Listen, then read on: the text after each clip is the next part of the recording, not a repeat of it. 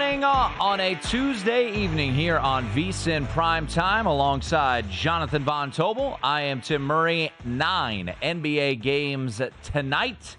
Line movement in the Final Four a little bit.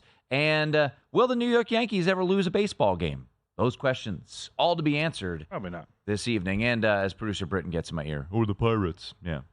Pirates. Bet him yet to win the Central? I've been asking producer Britton on a regular basis if he's bet his Buccos to win the Pirates. He just likes getting in our ear, reminding us that they're 5-0, but he's a coward and hasn't bet them to win the division. That's okay. It's not like they got off to a hot start last year and they completely fell apart. So no, that's exactly what happened. Oh, right? Yeah. Absolutely. So we got a lot to get to, a lot to break down. Fell apart like Haley Van Lith yesterday. Ooh, barbecue man. Chicken, baby. Caitlin Clark. How about the prop bets last night?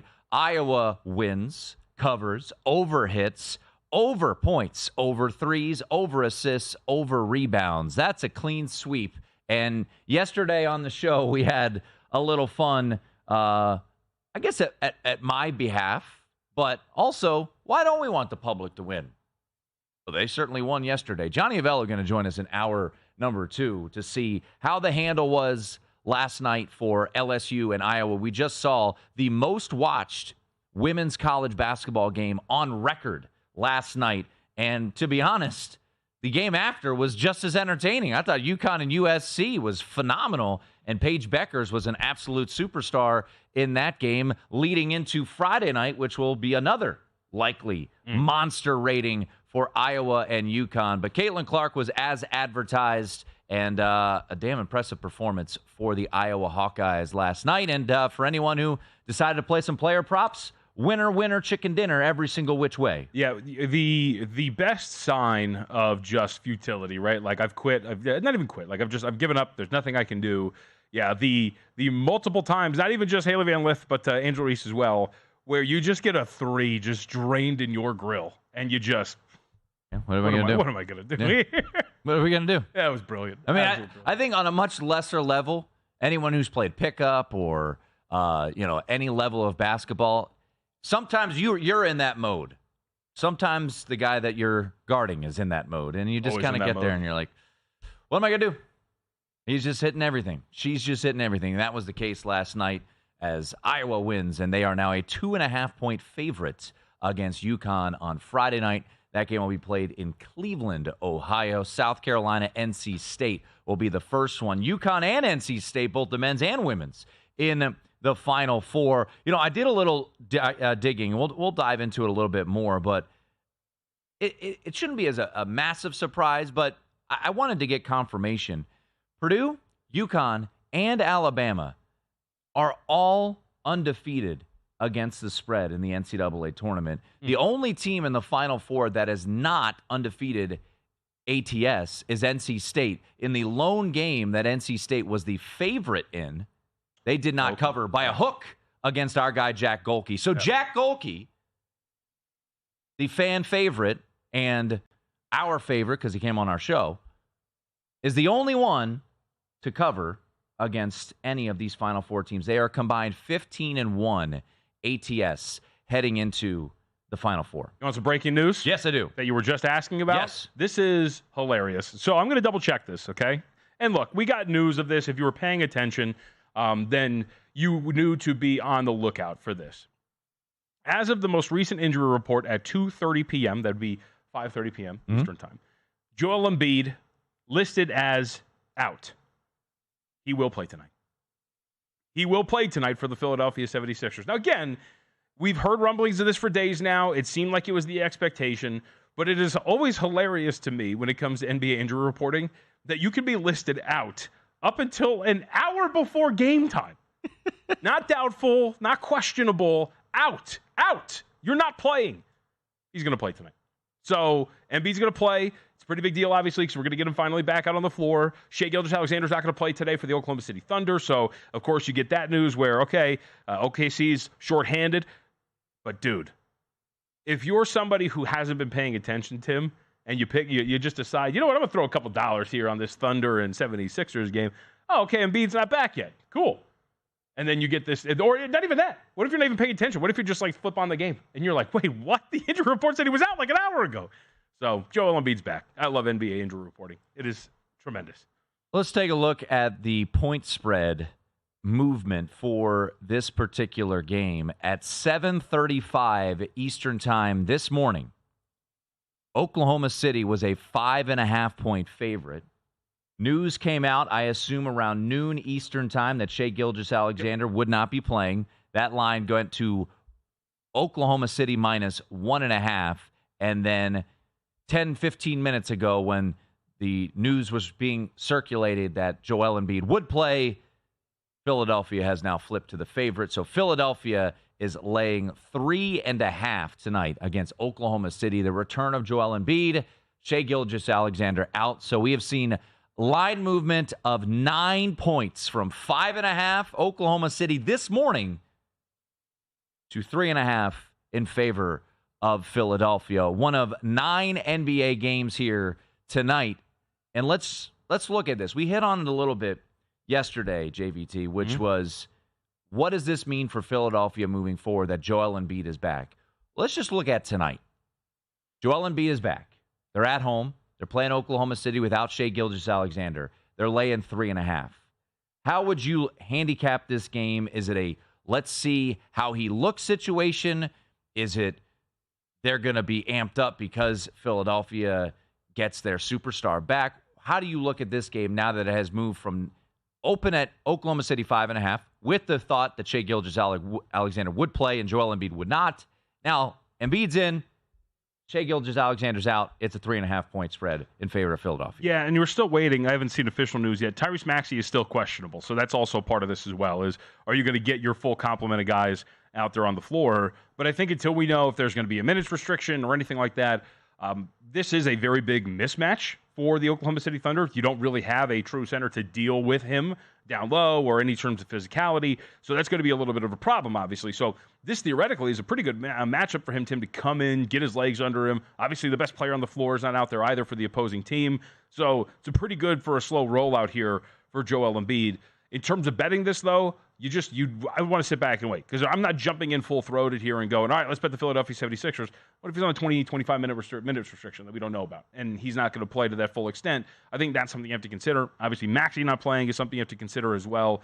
But I'm very interested because I think it was Zach Lowe who put this, Joel Embiid and his people, and this was on one of his most recent podcasts, they are very, very aware, obviously, of a big man with lower body injuries and everything that could happen and whatnot. So you need to be careful with what you're doing. And he would not come back if he was not 100% and ready to go. So you could take that for what it's worth. Again, you don't know what the restrictions, if any, are going to be there. I would lean toward, at the very least, maybe betting on Joel Embiid to have some success. If there's some player props up there that you can look forward to, because, again, it's a matchup that is kind of a nightmare for the Oklahoma City Thunder in terms of defending him.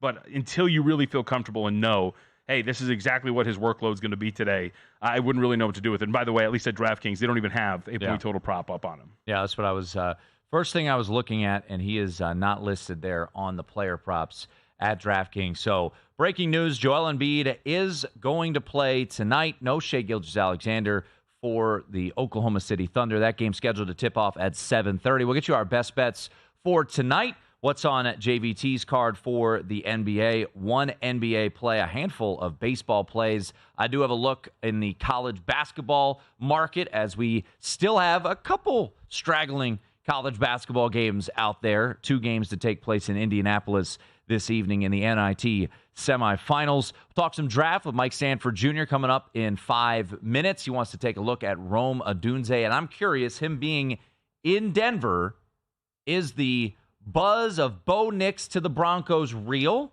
Because there's a handful of mock drafters who believe it is. Have him going 12th, as high as 12 to the Denver Broncos. So we'll get some thoughts on that as well. Another game scheduled to start in the 7 o'clock Eastern hour is Milwaukee at Washington. The Bucks are laying 13, but no Damian Lillard tonight. Small picture, the Bucks, no matter Damian Lillard in or out, should be able to take care of the Wizards. That said, is this groin injury that Doc Rivers discussed concerning to you, big picture for the Milwaukee Bucks? I mean, it might be. This is the second straight game missed for him, so we haven't really had an indication that's going to be a big deal, but groin injuries are tricky, especially when you're talking about, of course, athletics. So when you're missing multiple games on the verge of the postseason, now look, you have about 7, 8 games left, depending on what the Bucs schedule is. I don't know off the top of my head how many games they have left. You're also a playoff team, so you're going to get like that faux week off as well between that, because the play-in has to play out too before the playoffs begin. So I don't think you're really in any danger of him potentially missing time. Probably miss a couple more games down the stretch to make sure that he's ready to go. As we know, with these soft tissue injuries, groin injuries, they can be lingering. And so you want to make sure that he is going to be healthy. But the fact that they're willing to rule him out ahead of time, Tim, not like, hey, he's questionable, see if he's ready to go, it at least tells you that he is dealing with something that is enough to have them go, you know what, let's make sure you're ready for a long haul, as opposed to, all right, you know what, you're good, let's get him out there. And I think that's the one thing to keep in your back of your mind if he's going to be fully healthy or not. Full breakdown of the NBA cards still to come this hour, including a best bet from Mr. Von Tobel there. This is what Doc Rivers had to say about Damian Lillard. Quote, "It's something you got to be careful with. It's not a concern. Everything came out well in all of his tests. He may even play tomorrow, but it would be either tomorrow or in Toronto, most likely." That was from Doc Rivers, who said Damian Lillard strained that hamstring against the Pelicans last Thursday. That's Jonathan Von Tobel. I'm Tim Murray. We're up and running live on YouTube as well, youtube.com/VSiN Live. Roma Dunze, wide receiver 1. We'll get a breakdown with Mike Sanford next.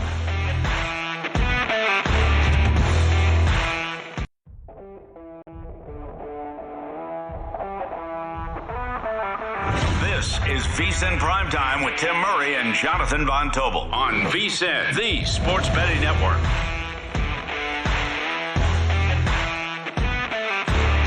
If you want to put your eyes on these betting splits we're always talking about, a lot of people like to use them as tools. And guess what? We've opened the page for free. That's right. Next 2 weeks, you can check out the betting splits from DraftKings for free at vsin.com/splits. It's every single day as part of your handicapping. VSIN.com/splits.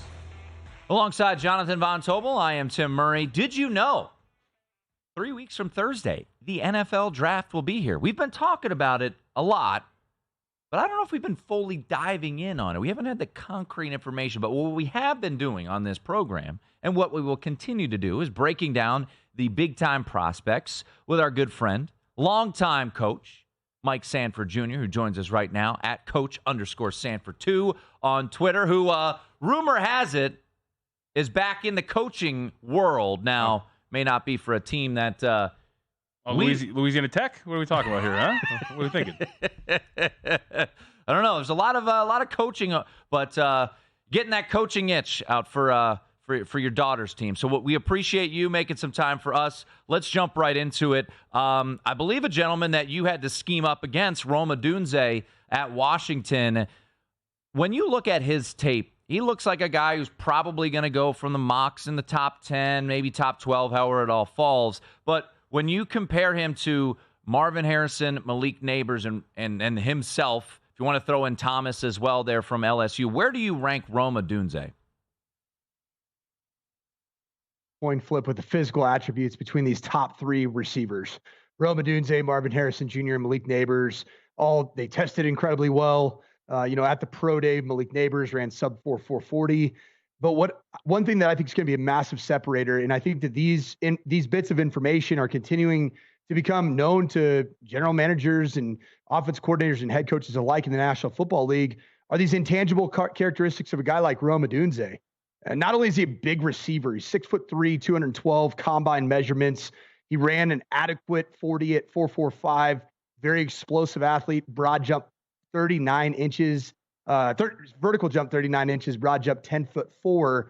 But what was so impressive about Roma Dunze is how he conducts himself, how he carries himself. And I've been able to kind of get a little bit of a glimpse behind the curtain of his career at the University of Washington. The very receiver coach that recruited him is my old offensive coordinator at Western Kentucky. That's Junior Adams, who's now at the University of Oregon as a wide receiver coach. And I've asked him for the last year and a half, tell me about this Roma Dunze character. He said he is a pro's pro. He is built differently. He's never coached one like him. And he's going to immediately walk into an NFL facility, whoever is fortunate enough to pick him, and he is going to be ready to get to work. He's going to be intellectually on a different level than probably the majority of the receiver room that's in that building. Rome Odunze is special, and his body control, 6'3", 212, is incredible. The route running, he is just the total package.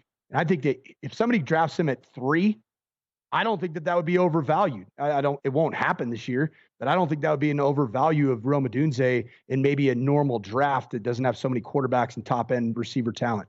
Mike, whenever we talk about wide receivers and drafting, I always kind of mention, like, I feel like picking wide receiver in a draft is kind of like a personal thing, right? Like, you have a different fit for what you're looking for at receiver. So the difference between him and a Marvin Harrison Jr. in terms of style and fit in a system, when you look at these teams that are drafting inside of the top 5, is there a team that you think Odunze would fit better with that would get him to go over Marvin Harrison Jr.? Well, I think Rome Odunze is I don't believe he's going to go in the top 5. I believe he would be worthy of that type of a value pick in the top 5. You know, when I look at a Rome Odunze, you're going to want somebody that's in a position that has a quarterback that's just looking for some explosiveness, and a team that I think it would be a perfect fit is the New York Jets, the New York Football Jets with Aaron Rodgers. He wants a mature receiver that he's not going to have to groom for 3 years to get him to the position that, say, Devontae Adams got to as his career progressed. I think that you're going to want somebody who's a plug-and-play type of a receiver, NFL ready, if you will. And I do think there's a lot of comparisons physically with he and Marvin Harrison Jr. Certainly he doesn't have the name recognition and hasn't lived the NFL life for the majority of his lifetime, understanding the flow of how an NFL season and offseason work like Marvin Harrison Jr. does. But I think he makes up for it, his maturity, his love of the game, and his ability to just get to work. There was a anecdote from the combine, you know, after he put on a show as a route runner, you know, did all the drills, ran the 40. Afterwards, it's a bit of an afterthought to run these 3 cones in the short shuttle. Rome Odunze did it, I think it was 5, 6, 7 times because he wanted to get the number that he wanted. He ended up running almost a 4 flat in the short shuttle in the 5.10.5, and then a sub 6.9 3 cone, and he wouldn't stop until he got the number that he wanted. I think that just goes to show you who he is. And really, nobody was watching when he was doing that, which was even more impressive.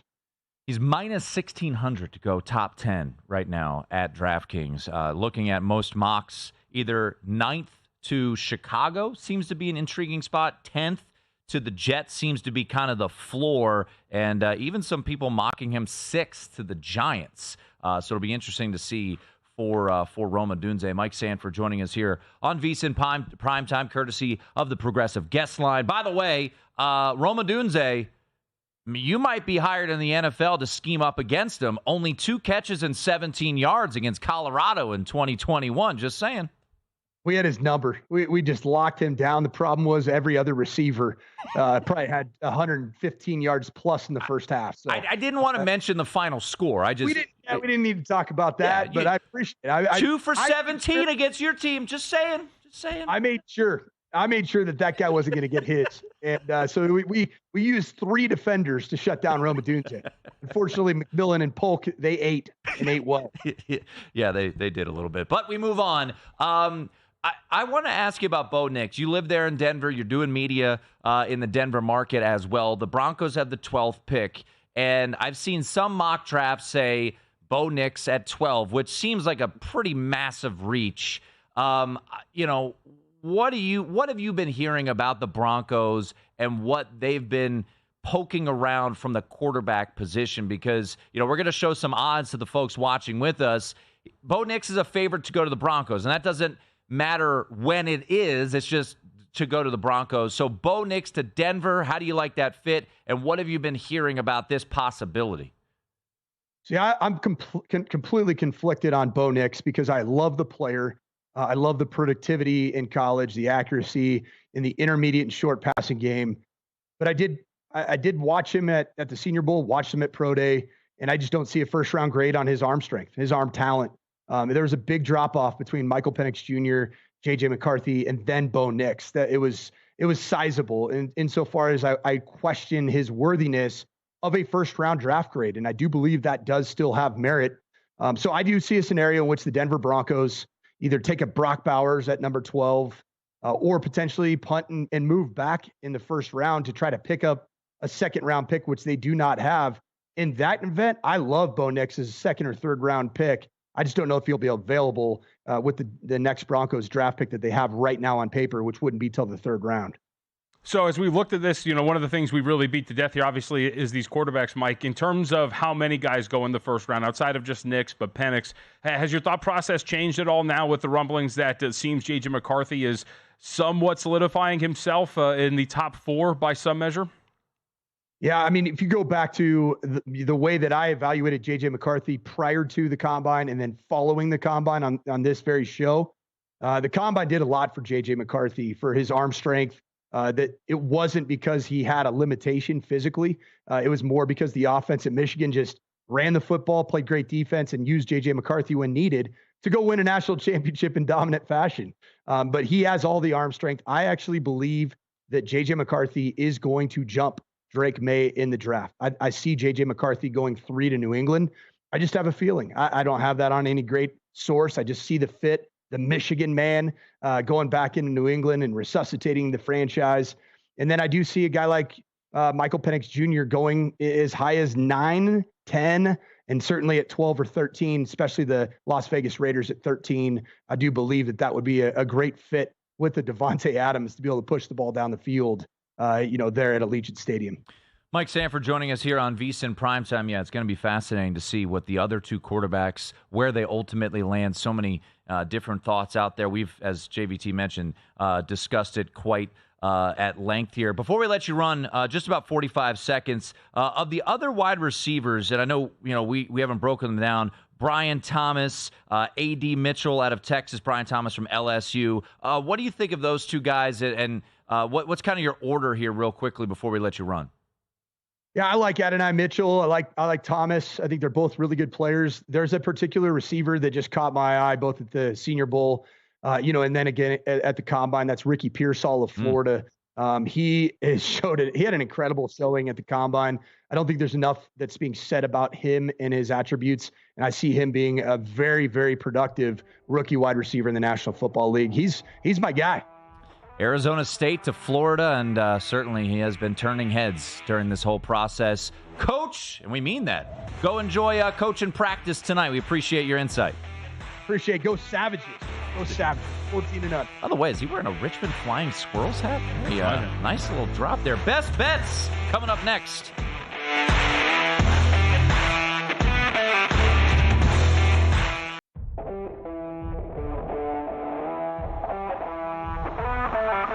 This is VSiN Primetime with Tim Murray and Jonathan Von Tobel on VSiN, the Sports Betting Network.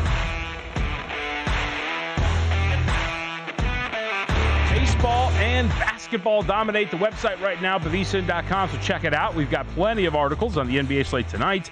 Best bets for Major League Baseball today. And Rufin Acaro makes an appearance with UFC Vegas 90 odds. And Mike Somich takes a look at the top contenders a month out of the Kentucky Derby. Check it out now, VSiN.com.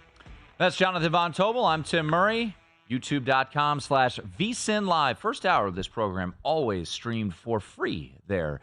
So make sure to check it out. Jump into the chat as well. Tim has jumped into the not me. Tim, I got to pronounce his last name, Geige.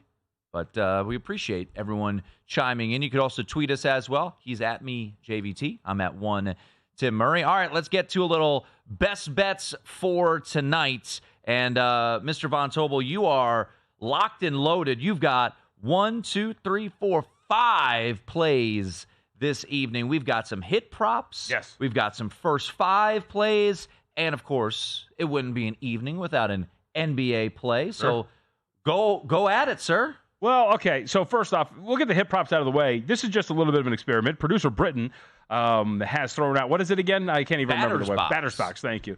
Batters-box.com, not .org. And or edu. Right. As like a pretty good tool to use to check out for some of these player props when it comes to baseball. So literally just went in and was like, all right, let's just play some of these best rated matchups and let's see what happens. So no real handicap other than checking out the website and going blindly by faith because I wanted to see just what this is about. So I have a couple of hit props there that we can get into, but I have no real analysis when it comes to that. Outside of it, we'll go to the NBA because got the market wrong here a little bit. Mitchell Robinson was ruled in, so market bumped it down to 206 to 205.5. But there's a bunch of like 2.5 shaded to the over, so we'll see exactly where this ends up here. But I bet over in New York and Miami today. So part of this, Tim, is, yes, these two teams, and as I pointed out in the write-up today, very slow teams. You're talking about Miami, New York, 28th and 30th in pace of play so far this season. Since the All-Star break, you're talking about very slow teams that have played even slower in terms of their overall season pace. And they're also two of the most profitable teams in the league when it comes to unders. He lead the league in percentage of games going under the total, 62.2%. Knicks are at second at 58.3%. So all of these things together, it was totally understandable, especially with the way the game's getting called now, that this game would have a very low total. However, the reason why I kind of pushed back on this a little bit was, let's look at New York, for example. New York has kind of shifted to this four-guard lineup in recent weeks, and they've really leaned into their three-point shooting. But they're starting Jalen Brunson, Dante DiVincenzo, Miles McBride, Isaiah Hartenstein, and it's been really elite for them. They got an offensive rating of 144.1, which is very good, net rating, which is astronomical, and 39.2% of their attempts come from beyond the arc. Like, they shoot a ton. And so I think that you're going to get, and now I'm playing variance here, so you get the raw end of this, which is, hey, it's going to be a lot of three-point shooting. Doesn't necessarily mean that these shots are going to go down. But Miami tends to allow teams to take three-point shots. New York wants to take three-point shots. Miami on the other end, of course, a team that takes a lot of corner threes. Isaiah Hartenstein with that center in the middle with a small lineup. They're funneling them in.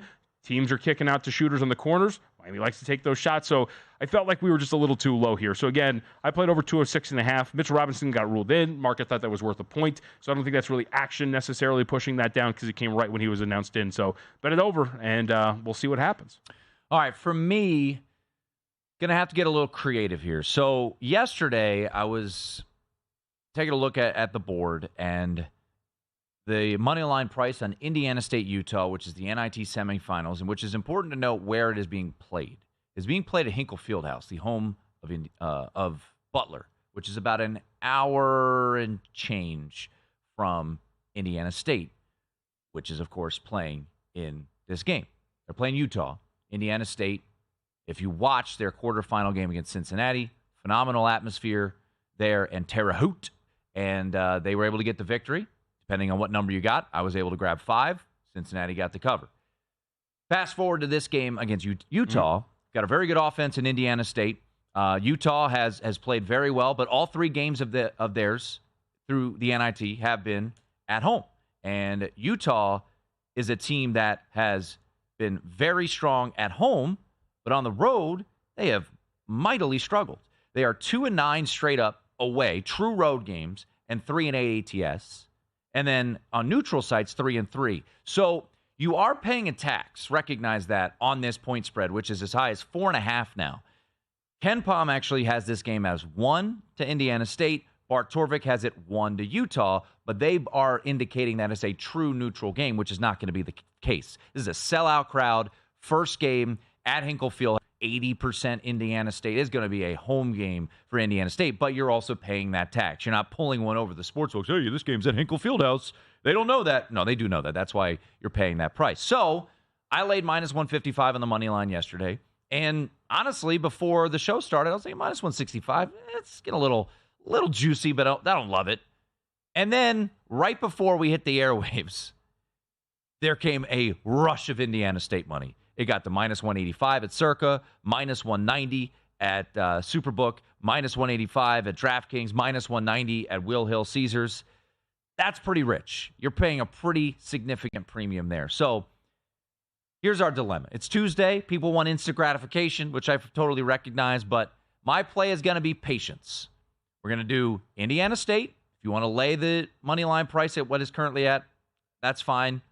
But we're going to pair them with Purdue. Be a little pro the state of Indiana play here. I really like this Purdue matchup against NC State. We're going to get into it as the week goes on. I am very much contemplating laying 8.5. Might ultimately get there. But if you put minus 440 at DraftKings with minus 185 at DraftKings with a money line parlay, you got to wait till Saturday for it to cash. That sits at minus 112. So that is the route I will go. I think Purdue, the matchup-wise, I think very much works in their favor. We will discuss how NC State may be a bit fortunate of their 2 victories in the Sweet 16 and the Elite 8, but they still got it done. Shouts to them. DJ Burns, is he going to be able to have the success that he had against Kyle Filipowski and company with 29 points, no doubles when he's going up against a guy like Zach Edey? So we're going to pair up the Hoosier State, Indiana State, Purdue, moneyline parlay -112. If you want the instant gratification, if you want to lay the moneyline price, go ahead. I am on that, but I think more palatable price would be to put those two together and wait till Sunday evening for it to cash. All right. JVT, baseball bets for you? Yeah. And by the way, the hip props too, because I should mention that we were talking about that. DJ Stewart for the Mets and Ryan Mountcastle for the Baltimore Orioles. Mountcastle over 1.5 at a plus price. So let's go with those. But the actual, I shouldn't say the actual, but the ones that actually put some research into instead of just blindly following a website for fun. We'll go with the first one, Baltimore Orioles, and I think this Orioles-Royals game might get postponed due to rain, and I mentioned this in the write-up, so we'll double-check to see if this is happening. But if it is, it started. Okay, good. Oh, it's underway. There it is, right there. Perfect. So, Orioles, first 5, laid the half run here against Kansas City Royals. So, not worth mentioning, getting into too much, but did lay it there. And the later game, New York Yankees taking on the Arizona Diamondbacks, Nestor Cortez versus Zach Gallen. I'm not one that really buys into the, hey, Nestor Cortez is going to be fine. We actually saw some of the, he's not going to be fine in the matchup with the Houston Astros. When you look at the matchup with Houston, and exit velocity on average was 93.6 miles an hour. 53% of batted balls against Cortez were considered hard hit. And, of course, they lost those first 5 with Cortez. They had to come back in that game. And if you look back at last year, his advanced metrics would tell you that I think there's some legitimacy there, right? He had a 4.97 ERA. FIP and XFIP were both just around 4.5 or higher. So I think that when you look at Arizona and the ability to get after Cortez, who I think is not pitching very well, I think you're going to be able to do that. Having said that, Tim, I would be foolish to ignore how good this Yankees lineup has looked through the first few games. They have looked incredible so far, including, of course, yesterday where they played at 5 runs, and they have covered for Aaron Judge, who's just 3 of 21. And Gallen actually didn't look great on opening day when you really look at some of his numbers. 6 of his batted balls allowed were hard hit. He struck a batter, walked 2, allowed about 3 hits. I think that Arizona and New York are due for a fun and feisty first 5 innings. So I bet over first 5 here, over 4.5 at -130 between the Yankees and the Diamondbacks. All right, recap of our best bets. I'm going Indiana State to Purdue moneyline parlay, which right now you can get at -112. I did lay the chalk for the game at -155, at -185, -190, getting a little too rich for my blood. That's why I paired them up with Purdue, who I do like a lot. If you want to throw in UConn, by the way, that gets it to +112. So if you want to throw in UConn and go the 2 big favorites in the Final Four with Indiana State tonight at a plus money price, certainly wouldn't discourage you on that. I do get a little bit worried about Alabama and the capabilities of burying threes, and could they pull the upset? We will see. JVT, NBA bet for you? Over in Heat Knicks. Obviously playable here because I got the verse of the number. So over 205.5. You can bet. That sharp card away from you. Orioles first 5 is underway. You are rolling with the Orioles first 5. Yankees Diamondbacks first 5 over 4.5 runs. Who will be the first undefeated team to lose? I believe the Brewers. Did the Brewers finish off today? They were up early in that one. So the Brewers. They did. They were up. Yeah, they won 3-2. Yep. So they remain undefeated. So do the Brewers stay undefeated? Do my Nats knock off the Buccos? Hand them their first loss of the season. We'll give you a little primetime primer. Handful of games to get to, including the one in Philadelphia where Joel Embiid, he's back.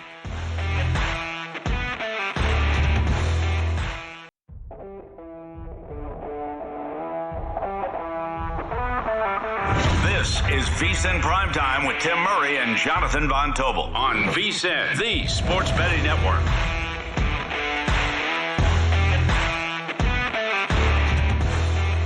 If you're thinking about signing up for a DraftKings account, just wait, because I got a good offer for you. And it's exclusive to the Vegas Stats and Information Network.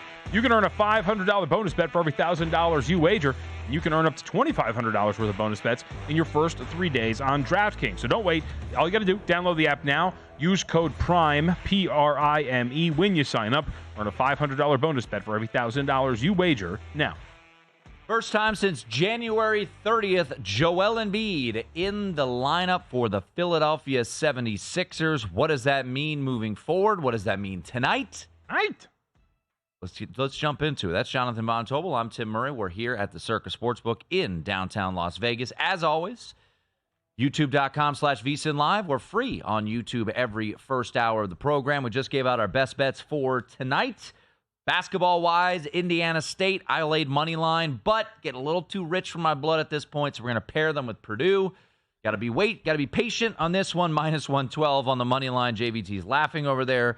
Over in the Knicks-Heat game for Mr. Von Tobel. Also, Yankees Diamondbacks, first 5 over 4.5 runs. A couple hit props as well. Yep. You're looking at DJ Stewart over a half of a hit. That is still going to come, right? So it's actually in a rain delay now. So that one's in a rain delay. But Baltimore, Kansas City did get started. So let's do it. All right. I was laughing, by the way, because I know you're going to get to this. So Philadelphia and Oklahoma City. Mm-hmm. Nick Nurse, who at last check was the head coach of the Philadelphia 76ers. That is correct, right? yes. What do the head coaches are in charge of, like minutes and rotations and usually stuff like that is the case, yes. Let's see. Nick Nurse says, nothing official yet, but assumes there could be a minutes restriction. It's like, assumes? You're the one in charge of the minutes. Don't you get to say, hey, Joel, you go in, you come out. Right. So again, going back to our point here, it does sound like there's going to be some sort of minutes cap on Joel Embiid tonight. So going in full bore and being like, cool, we're pricing this team like they're at full strength. We're back in. Let's do this thing.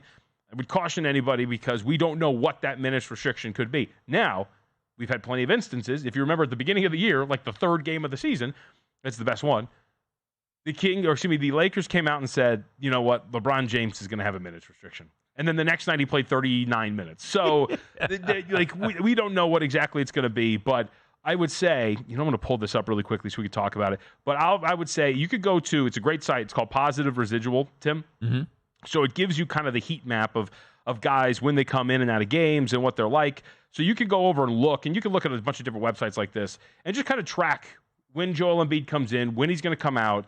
And if he comes out at about his normal time, then maybe you're on pace for a normal minutes load. But if he's going to come out a little bit early, then maybe that's something that tells you, okay, hey, in-game player prop under, game go the other way, whatever it is. But I think that's a good way to look at this here is to really track when his first checkout here is going to be for the Philadelphia 76ers. Because, again, at least the term has been used, minutes restriction with Embiid. Well, we've seen a little bit of resistance in the market. So, once again, Shai Gilgeous-Alexander is out. We saw a shift of the number about 4 points when that news came out. Oklahoma City opened a 5.5-point favorite, went to 1.5 when he was ruled out, and then when Joel Embiid was ruled in, got as high as up to 3.5. That's what our graphic shows right there. We have seen a little bit of resistance back down to 2.5, pretty much market wide now with Philadelphia. That game starting at 7:30 Eastern. Let's hit on a couple games, JVT, that are still to come this evening. The Los Angeles Lakers are in Toronto. They're laying 13 against the Toronto Raptors, total of 236.5. We've seen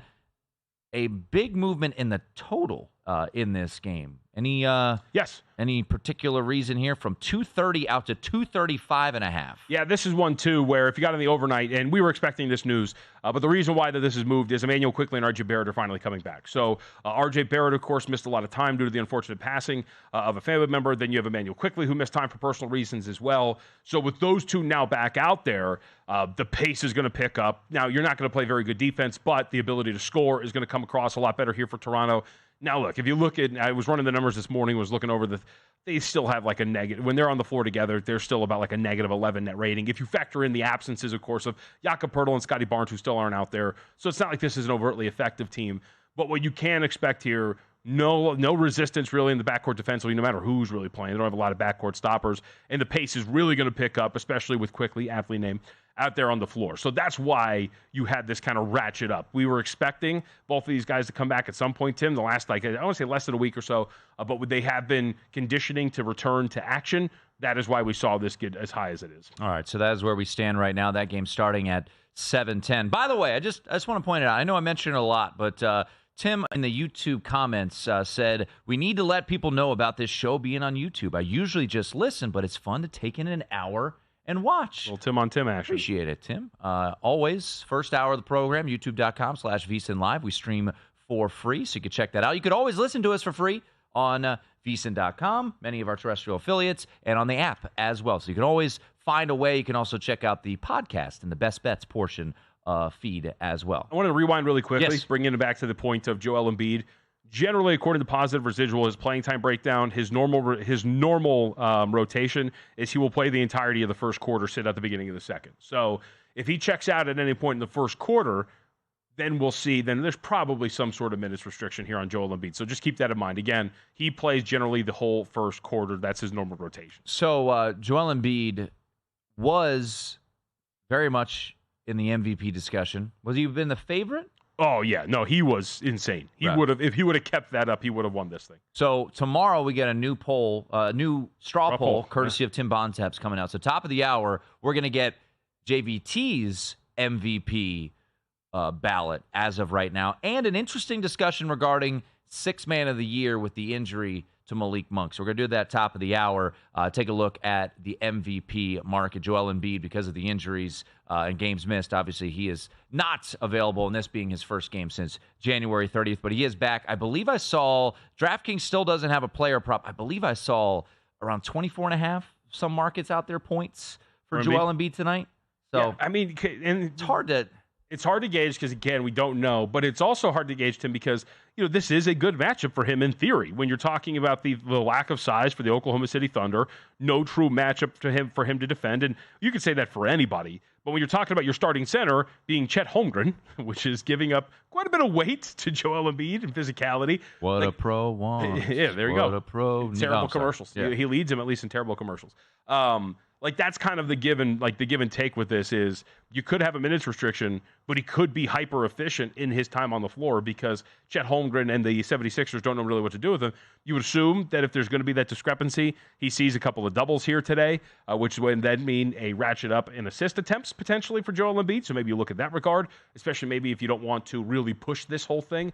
But overall, I would tend to lean under because, again, I don't think he's playing his full workload. All right, we mentioned the Lakers and Raptors game, that total going up. If you're wondering, LeBron James, a 9 3-point performance the last time we saw him out against the Brooklyn Nets. His over-under tonight, 1.5 3-pointers juiced heavily to the over, minus 190 to the over for LeBron on 3-pointers tonight. 25.5 points is his over-under at minus 125 to the over at DraftKings. The other game starting at 7:10 Eastern in the nation's capital, the Washington Wizards catching 13 against the Milwaukee Bucks. Giannis's player prop tonight is 33.5.